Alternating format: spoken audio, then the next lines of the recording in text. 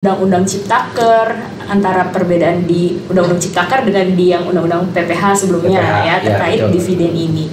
Baik ya. Seperti kawan pajak mungkin sudah ketahui ya, kalau saham itu kan berarti bukti penyertaan atas kepemilikan dari seseorang atau suatu pihak atas perusahaan ya. Nah, jadi kalau misalnya perusahaan itu mendapatkan untung atau profit, nah perusahaan itu juga kadang membagikan dividen. Betul. Kita juga nanti sebagai pemilik saham atas dividen itu tentu dianggap sebagai penghasilan dong ya, Kang Ishak ya. Betul. Nah, tapi katanya ada perbedaan ketentuan mengenai aspek perpajakan dividen ini antara yang diatur oleh Undang-Undang Penghasilan ya, Undang-Undang PPH yang lama dengan yang ada di Undang-Undang Ciptaker. Betul. Sebenarnya perbedaannya itu apa aja sih? Baik kawan pajak ya. Jadi mungkin ini karena siang menjelang sore kali ya, mungkin ada sedikit pantun kali ya. Siap. Biar menggugah semangat ya dari kawan pajak ya, seperti itu. Karena ini membicarakan tentang dividen ya. Akan pantun ya. Memesan mobil, barangnya inden, cakep, mesinnya 4 taks, transmisinya matic. Sungguh menarik membicarakan dividen. Pajaknya ringan, investasinya menarik. Wah, menarik banget. Menarik. Jadi disesuaikan dengan tema ya kawan pajak, seperti itu. Ya. Baik. Ya, jadi tadi mengenai pertanyaan ya. Iya. Sebenarnya dividen yang sekarang dikaitkan dengan aturan yang lama atau Undang-Undang PPH ya nomor 7 ya, khususnya di pasal 9 ayat 1 ya huruf G, salah satu objek pajak itu adalah dividen. Yang lama ya, jadi sebelum Undang-Undang Harmonisasi Peraturan Perpajakan. Nah, berbeda dengan di Undang-Undang yang baru Ciptaker dan Undang-Undang HPP atau Harmonisasi Peraturan Perpajakan ya, seperti itu. Di Undang-Undang HPP yaitu di pasal 4 ya ayat 1 ya huruf H itu, dividen ini termasuk objek pajak yang dikecualikan. Nah, kenapa dikecualikan? Berbeda ya dengan di Undang-Undang PPH yang lama kan, seperti itu aturannya.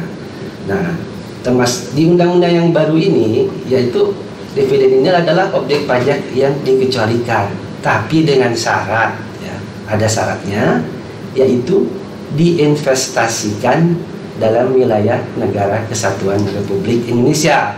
Tentunya ada jangka waktunya ya, seperti itu. Jangka waktunya itu 3 tahun, seperti itu Mbak Ika. Oh gitu. Ya. Oke, berarti ini mungkin kita ke ini ya, dividen kan dibagi menjadi 2 ya. Kalau yang didapatkan oleh wajib pajak kita dalam negeri. Nah, ada dividen dalam negeri, yaitu dividen yang dibagikan oleh wajib pajak badan dalam negeri. Terus ada juga dividen luar negeri yang dibagikan oleh perusahaan dari luar negeri dan diterima oleh wajib pajak dalam negeri. Nah, gitu kan. Jadi kalau untuk dividen dalam negeri yang diterima oleh orang pribadi dengan wajib pajak badan itu ada perbedaannya nggak? Oh, kalau yang untuk di aturan barunya itu. Oke.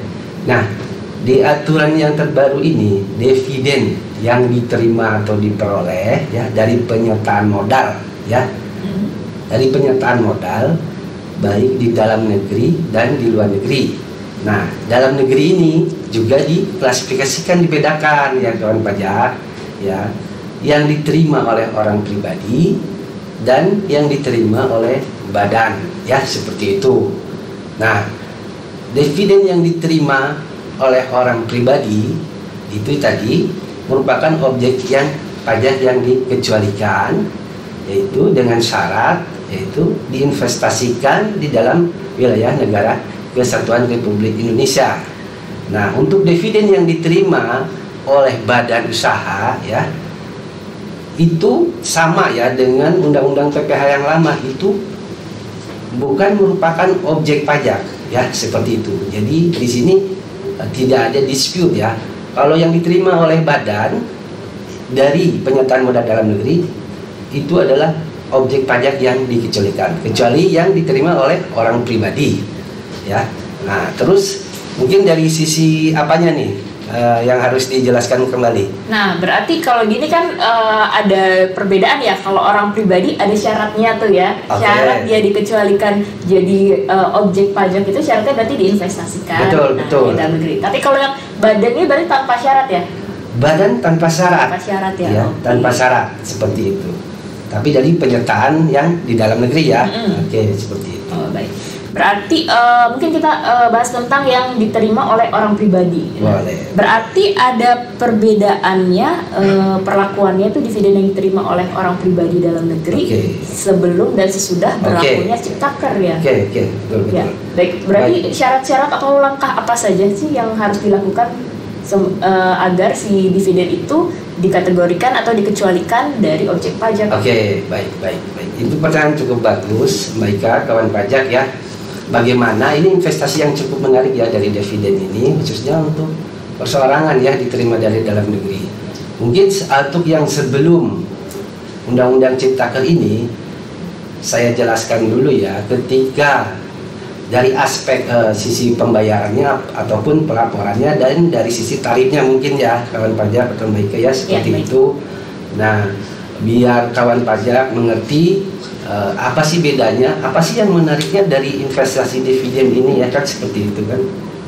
Nah, untuk undang-undang sebelum undang-undang PPH yang lama ya, sebelum Ciptaker, ketika wajib pajak perseorangan memperoleh dividen dari penyertaan modal dari suatu badan usaha yang berkedudukan di Indonesia ya, badan usaha tersebut misalnya PTA akan memotong, contohnya pemegang sahamnya ini adalah si tuan A, dia akan memotong PPH final pasal 4 ayat 2 10%. Nah, badan usaha ini PTA akan membuat bukti potong. Selanjutnya bukti potong ini akan diberikan ke si tuan A sebagai pemegang saham dari penyertaan dividen tersebut. Tarifnya yaitu 10% ya, seperti itu. Nah, gimana kewajiban si yang dipotong, misalnya si tuan A ini?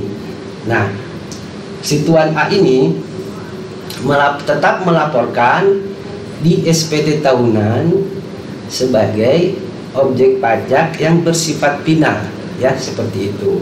Itu kalau si orang pribadinya ini menggunakan 1770 itu ada di 1773, di situ penghasilan dari objek pajak yang bersifat final ya. Ini masih berbicara tentang undang-undang yang lama ya, ketentuan yang lama ya. Seperti itu. Nah, dari sisi pemotong, si perusahaannya ya, di samping membuat bukti potong, si perusahaan ini juga melaporkannya dalam SPT masa.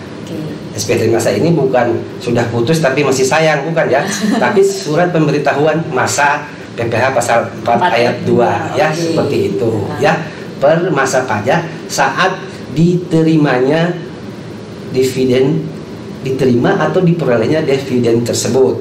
Misalnya dividen tersebut dibagikan ya, terus diterima oleh si tuan A pada bulan Mei 2021. Nah, masa Mei itu berarti si perusahaan membuat bukti potong dan melaporkannya untuk masa Mei di bulan Juni 2021. Seperti itu. Ya, disetor tanggal 10. Jangan lupa, waktu undang-undang yang lama itu tanggal 10. Ya, terus lapornya tanggal 20. Nah, ini masih menggunakan undang-undang yang lama. Nah, gimana menariknya untuk undang-undang yang baru ini ya, undang-undang Ciptaker dan undang-undang HPP ini. Nah, di undang-undang Ciptaker ini ya, ketika si dividen ini yang diterima oleh perseorangan ini dan termasuk objek pajak yang dikecualikan, maka si perusahaan ini tidak perlu melakukan pemotongan lagi. Ya, tidak perlu membuat bukti potong dan melaporkannya di SPT masanya di ya. SPT masanya. Terus bagaimana kewajiban yang perseorangannya? Nah, di sini beralih fungsi, jadi yang punya kewajibannya ya, kalau misalnya dia tidak memenuhi kriteria ya, nah, tidak memenuhi kriteria sebagai objek pajak yang dikecualikan, maka si perseorangannya ini akan menyetorkan sendiri dividen tersebut ya, seperti itu, tapi tanggal 15. Kan nanti di sini mungkin si perseorangan ini tidak semua dividen yang diterima atau diperolehnya diinvestasikan kembali. Ya, contohnya seperti itu. Apakah perlu ilustrasi contoh gitu biar kawan pajak jelas kali ya? Biar lebih jelas lagi nih gimana nih misalnya ini berarti kita penerapan aturan barunya ya sekarang ya. Seperti apa tuh kalau misalnya kalau kata anak zaman sekarang mungkin dapat cuan dari dividen. Dapat cuan dari dividen, betul sekali. Iya, gimana tuh? Apa aja yang harus dilakukan dari sisi orang pribadinya? Dari sisi orang pribadinya. Dan perusahaannya ya, perusahaan yang tentu lah dua-duanya ya, seperti itu. Nah, ketika perseorangan ini mendapatkan dividen atau menerima dividen dari penyertaan modalnya ya, misalnya PTA membukukan laba bersih setelah pajak atau net income after tax di tahun 2020 sebesar 100 juta ya, seperti itu. Terus dividen tersebut baru pada bulan Mei 2021 diberikan dan diterima dividen oleh Tuan A yang perseorangan ini, kan seperti itu. Ya. Nah, dividen yang dibagikan sebesar 20 juta itu hanya sebesar misalnya 15 juta yang diinvestasikan dalam wilayah Negara Kesatuan Republik Indonesia. Nah, berarti ya, yang dari 20 juta dividen yang diterima dan yang diinvestasikan hanya 15 juta, yang dikecualikan dari objek pajak adalah yang sebesar 15 juta. Tuh ya, seperti itu. Nah, yang sisanya yang 5 juta yang tidak diinvestasikan berarti masih terhutang objek PPh pasal 4 ayat 2 ya, seperti itu. Dan kewajibannya ya disetor sendiri oleh si wajib pajak perseorangan ini yang Tuan A, seperti itu. Dia menyetor ya dengan SSP dan NTPN yang tervalidasi tanggalnya itu sudah dianggap setor dan lapor. Berarti yang Tuan A itu nggak perlu lapor lagi? Nggak perlu lapor. Ya, ketika dia membuat kode billing, membayar ke bank, ada NTPN yang sudah tervalidasi ya, tapi tanggal 15 ya batasnya, itu sudah dianggap lapor, seperti itu. Berarti tanggal 15 bulan berikutnya setelah diterima dividen ya? Iya, seperti itu. Ya, berbeda ya. Kalau yang lama kan tanggal 10 setornya, ini kan tanggal 15 kan, seperti itu.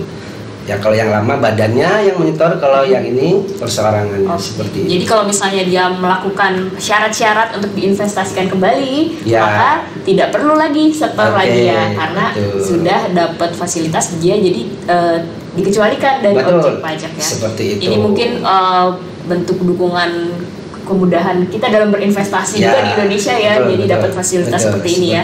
Iya, baik. Tapi mungkin masih belum ini kali Mbak Ika, dari sisi perseorangannya juga ya, itu harus dilaporkan juga ya di SPT tahunannya sebagai penghasilan yang bukan objek pajak. Kan dia memperoleh fasilitas ya, karena diinvestasikan ya.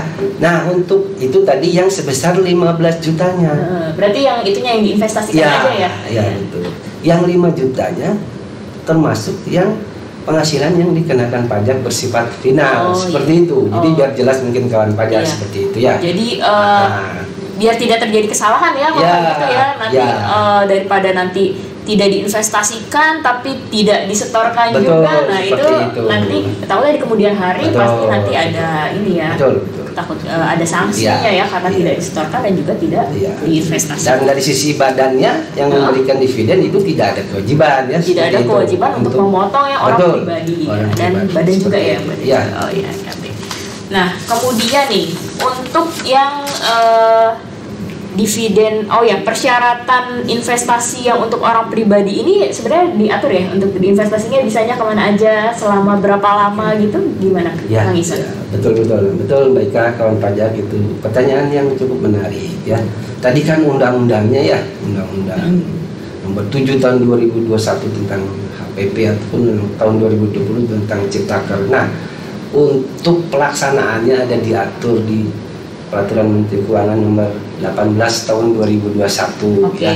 Bagaimana mekanismenya, tekniknya ya seperti itu sudah diatur. Investasi apa kan seperti itu ya pertanyaannya ya. Yang bisa dikategorikan sebagai objek pajak yang dikecualikan ya, dividennya seperti itu. Nah, di sini dividen yang sepanjang dividen itu dikecualikan yaitu diinvestasikan dalam bentuk SBN ya, SBN bisa juga dalam bentuk obligasi atau suku, investasi infrastruktur, infrastruktur, terus investasi real, termasuk penyaluran dana ke UMKM seperti itu ya, dan investasi lainnya yang memang diatur sesuai peraturan seperti itu. Jadi ya. Banyak pilihannya banyak juga ya. Banyak pilihannya. Terus juga ada juga yang ini ya, investasi keuangan pada bank persepsi. Keuangan gitu. Tadi kan kalau kita deposito apa termasuk berarti kan termasuk ya bisa ya. Jadi hasil dividen terus kita investasikan lagi. Jadi dividennya itu tidak dikenakan PPh finalnya. Investasi pada bank persepsi atau syariah kalau secara aturannya seperti itu ya. Nah, untuk jangka waktunya itu berapa lama harus diinvestasikan? Nah, jangka waktunya paling lama adalah 3 tahun sejak dividen itu diterima atau diperoleh. Kembali lagi tadi ilustrasi contoh ketika bulan Mei tahun 2021 memperoleh dividen, kapan harus dilaporkannya? Mungkin seperti itu ya. Nah, kan berarti berarti ketika diperolehnya tahun 2021 ya, berarti saat pelaporannya yaitu bulan ketiga ya, pada akhir bulan ketiga sejak diterimanya. Misalnya berarti kalau 2021 berarti 2022 Maret ya. Ya, sebelum akhir Maret sudah dilaporkan. Seperti itu laporan realisasi investasinya. Paling lambat itu diinvestasikannya seperti itu. Terus untuk misalnya 2022 berarti 2023 bulan Maret sebelum akhir bulan Maret, dan selanjutnya selama 3 tahun ya seperti itu. Kalau misalnya dividen tersebut dibagikannya di bulan Mei 2021 seperti itu. Berarti 3 tahun pajak ya hitungannya ya. 3 tahun pajak sejak tahun diterimanya. Berarti kawan pajak ini jangan lupa untuk melaporkan laporan realisasi investasinya. Nah, laporannya di DJP online ya berarti ya. Laporannya cukup mudah, sudah disediakan di laman DJP online ya, di laporan realisasi investasi ya seperti itu. Ada menu di situ e-reporting investasi ya. Nah, jadi biar muncul bagaimana mungkin ya di DJP online-nya itu bisa diklik fitur ya. Fiturnya aktivasi fitur ya. Ya, nanti di situ setelah dicentang akan muncul e-reporting investasi.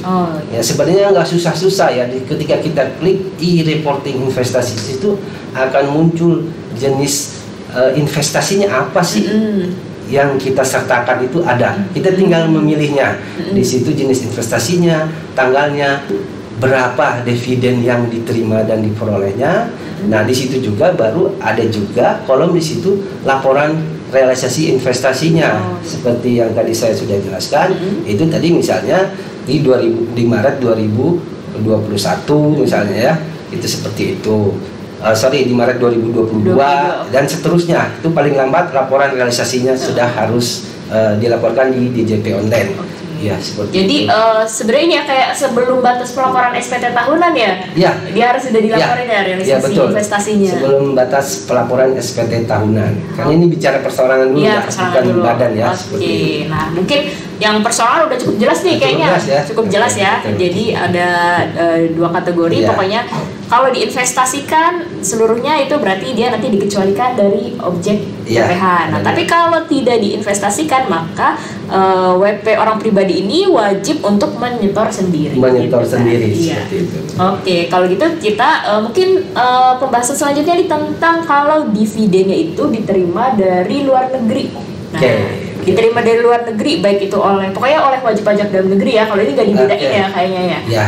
Jadi diterimanya tuh dari wajib pajak luar negeri, dari badan usaha luar negeri. Itu gimana ketentuannya? Oke, baik.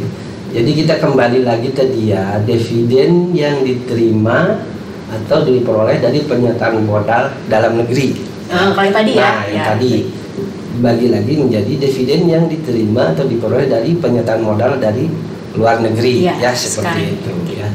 Dividen yang diterima dari luar negeri juga diklasifikasikan lagi ya atas saham ya. Tadi kan penyertaan modal berarti saham misalnya kan seperti itu. Atas saham yang diperdagangkan di bursa efek dan yang tidak diperdagangkan di bursa efek. Seperti itu ya. Maksudnya di bursa efek luar negeri ini kan bicara tentang luar negeri ya seperti itu. Terus untuk yang diperdagangkan di bursa efek sama ketentuannya ya, diinvestasikan ya di dalam wilayah negara kesatuan Republik Indonesia. Ya seperti itu. Terus tentu dalam jangka waktu tertentu juga sama ya seperti itu. Nah mungkin yang jadi pembeda ketika sahamnya ini diinvestasikan yang dari luar negeri tapi tidak diperdagangkan di luar negeri ya seperti itu. Nah itu ada batasannya. Saham yang diinvestasikan kembali ini adalah sebesar berapa? 30% ya seperti itu batasannya. Batasannya paling sedikit 30% dari laba setelah pajak atau income after tax ya. Badan luar negeri dari badan luar negeri. Kita bicara tentang badan luar negeri ya seperti itu. Atau perlu ilustrasi contoh boleh ya, lebih jelas lagi lebih jelas seperti itu. Nah mungkin kalau untuk apa contoh wajib pajak, mohon maaf untuk yang diperdagangkan dulu dan yang tidak diperdagangkan biar ada pembedanya apa seperti jadi itu, ada ceritanya PTA nih, PTA punya saham luar negeri di luar negeri di perusahaan. Baik. Misalnya PTA memiliki saham lah, taruhlah 100% lah dari penyertaan modal di perusahaan asing PT Incorporation misalnya ya, yang berkedudukan di Singapura misalnya kan seperti itu. Nah laba bersih setelah pajak tahun 2020 ya, tahun 2020 untuk PT Incorporation ini sebesar 100 juta ya seperti itu. Nah pada tahun 2021 di bulan Mei PT Incorporation ini memberikan dividen kepada PTA sebesar misalnya tadi kan laba bersih setelah pajaknya adalah 100 juta ya. Ya. Membagikan dividen sebesar 50 juta misalnya kan 50 juta kan seperti itu. Nah, si PTA ini menginvestasikan misalnya dari dividen yang diterimanya dari perusahaan luar negeri ini hanya sebesar 30 juta ya seperti itu. Nah, tapi itu dia melebihi batasan daripada yang ditetapkan yang minimal ya, minimal 30% dari net income after tax ya. Nah, berarti itu merupakan objek yang dikecualikan jika diinvestasikan di dalam wilayah negara kesatuan Republik Indonesia. Jadi itu tidak masalah ya seperti itu. Nah, itu untuk contoh yang diperdagangkan di bursa efek ya seperti itu. Berarti semua yang diinvestasikan dikecualikan dari betul seperti itu. Untuk yang terdaftar di bursa atau diperdagangkan di bursa ya. Seperti itu. Kemudian untuk contoh kali ya biar ada pembeda untuk yang tidak diperdagangkan ya seperti itu.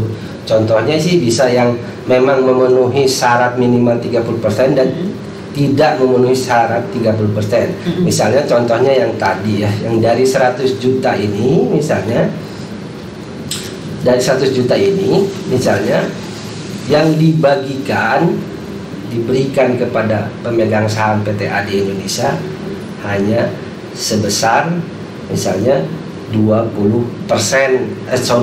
juta ya seperti itu. Berarti kurang daripada syarat minimal yang 30 juta ya, atau 30%-nya lah. Ya seperti itu. Berarti tapi yang 20 juta dividen yang diterima diperoleh PTA yang berkedudukan di Indonesia ini diinvestasikan ya, seperti itu, diinvestasikan di Indonesia selama 3 tahun. Nah, berarti selisihnya seharusnya kan 30 ya, 30 juta, berarti selisih yang 10 jutanya itu bukan merupakan tidak memperoleh fasilitas objek pajak yang dikecualikan, dividen yang dikecualikan, seperti itu. Contohnya seperti itu. Jadi ada pembeda ya, seperti Terus itu. berarti yang 10 jutanya dikenakan pajak sesuai dengan pasal 17 ya, seperti itu. Dikenakan pajak sesuai dengan pasal 17 seperti itu. Oke, jadi kalau misalnya dia tadi kan batasnya 30 juta nih untuk yang tidak diperdagangkan di bursa. Kalau ada selisih dan misalnya 20-nya itu diinvestasikan, berarti dia dikecualikan. Nah, selisihnya dikenakan nih, kalau pajaknya dikenakan berdasarkan pasal 17 Undang-Undang PPH. Nah, gitu. Nah, terus kasus selanjutnya kalau dia lebih dari 30%, gimana tuh? Ada perbedaan nggak? Nah, kalau lebih dari 30%, ya sebenarnya misalnya dia memperoleh dividen dari perusahaan asing di luar negeri itu sebesar dari net income after tax-nya 100 juta, ya, dividen yang dibagikannya itu misalnya 50 juta, batasannya harusnya kan 30 juta ya, dia investasikan semuanya, itu tidak masalah, berarti semuanya objeknya dikecualikan, kan seperti itu, gitu. Cuman kalau misalnya kurang dari batasan itu berarti tidak memperoleh fasilitas sebagai dividen yang dikecualikan. Jadi mungkin lebih concernnya lebih kalau ini ya, kalau ada selisih kalau ada selisih maka tetap dikenakan PPH berdasarkan pasal 17 itu. Iya. Ya, cuman nanti secara keseluruhan ketika wajib pajaknya itu membukukan misalnya tadi penghasilan setelah kena pajaknya itu adalah 100% berarti ya, berarti dikurangi misalnya batasannya kan sebenarnya kan 30% 7. Nah, itu berarti bukan penghasilan yang dikenakan pajak, karena tidak mungkin ada double taxation-nya di situ, karena tadi dari yang selisih sudah dikenakan pajak ya, yang tidak diinvestasikan. Ya, jadi di ketentuannya di PMK-nya juga disebutkan ya, itu ya. Jadi kalau misalnya ada sisa laba pajak setelah dikurangi dengan dividen yang diinvestasikan, maka tidak dikenai PPH. Betul. Gitu ya. Karena masih di sana juga dia belum dibagikan ya, sebagai dividen juga sih sebenarnya. Baik. Nah, gitu. Mungkin kalau yang luar negeri juga meskipun dibagi beberapa case gitu ya, kalau dibaca sebenarnya mirip-mirip sih ketentuannya ya. Ketentuannya oke. Nah kalau gitu untuk pelaporan di SPT tahunan badan dalam negeri aja, kita balik lagi ke dalam negeri. Kalau dia itu membagikan dividen, nah berarti kan dia nggak lapor SPT PPH masa ya 4/2 kan, berarti nggak perlu. Terus kalau di SPT tahunan badannya dia dimasukin kemana pembagian dividennya itu? Oke. Di lampiran. Nah, sebentar, untuk yang dividen, berarti dividen yang memperoleh fasilitas yang dikecualikan berarti ya? Dia kalau dia sebagai pembaginya, dia membagikan dividen dalam negerinya. Membagikan dividen? Jadi badan. Kita balik lagi ke balik lagi. Badan dalam negeri, terus dia mau bagiin dividen. Nah kan udah tuh dia nggak bikin bukti potong SPT PPH 4/2, terus juga tidak perlu disetor oleh pembagi dividennya ini, tapi dia harus tetap dilaporkan di SPT tahunan. SPT tahunan badan ya berarti ya? Betul seperti itu.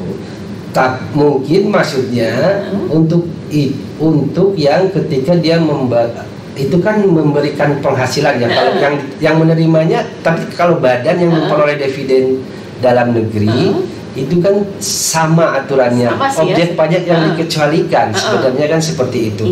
Kalaupun mau dilaporkan itu adalah penghasilan dari objek pajak yang dikecualikan, itu diisi di formulir 1771 Romawi 4 kalau nggak salah bagian B ya, B itu bisa diisi sebagai penghasilan dari objek pajak yang dikecualikan. Maksudnya mungkin begitu ya. Iya, seperti gitu itu. Ya.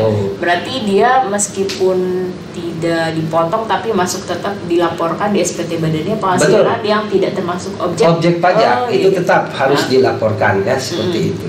Terus kalau di yang memberikan dividennya mah dividen yang dibagikan ya biasanya kan ya, tetap itu. Gitu. Jadi ada dua sisi. Mungkin ya, jadi yang badan ini juga nih meskipun tidak dipotong tapi tetap ada kewajiban di SPT tahunannya tuh, jangan lupa ya, untuk seperti itu di SPT tahunan dilaporkan. Di itu. Oke, baik. Nah, mungkin apalagi ya kira-kira yang penting ya untuk terkait dividen ini kan. Oke. Yang tambahannya mungkin yang penting satu lagi. Dividen, kita bicara tentang dividen yang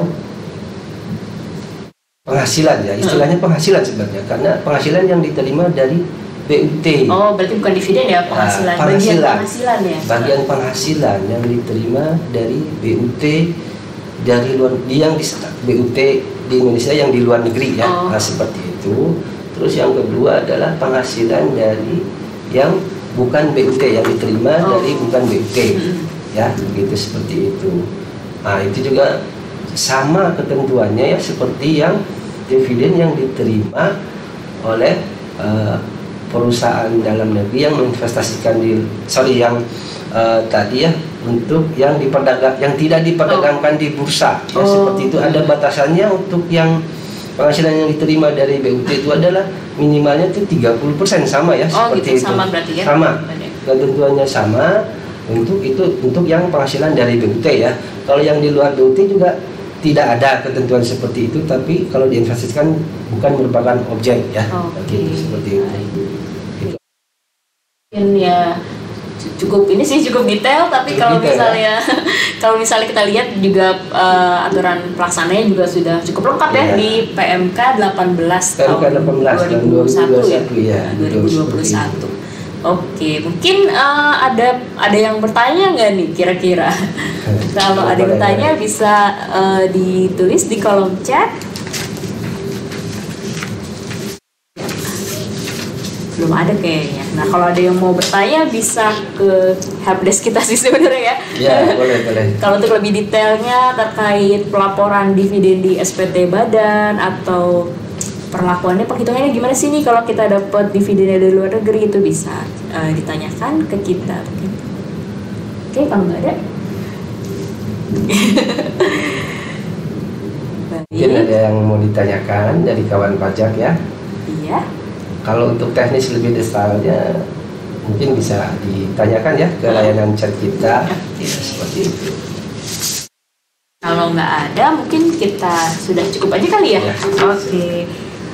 Baik, luar biasa sekali perbincangan kita di episode kali ini terkait aspek perpajakan dari dividen ya. Untuk kawan pajak semua, jika terdapat pertanyaan atau secara teknis atau lebih detail bisa ditanyakan ke helpdesk KPP PMB, bisa melalui WhatsApp di 0851 5803 5466. Jangan lupa juga follow Instagram kita @pajakpmb. Dan juga mungkin dinyalain notifikasinya, jadi kalau kita live itu langsung muncul ya.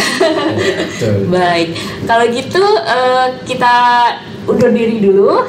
Terima kasih atas atensinya telah mengikuti IG Live kita pada siang hari ini. Selamat beraktivitas kembali. Ya, pajak kuat, Indonesia maju. Terima kasih. Assalamualaikum warahmatullahi wabarakatuh.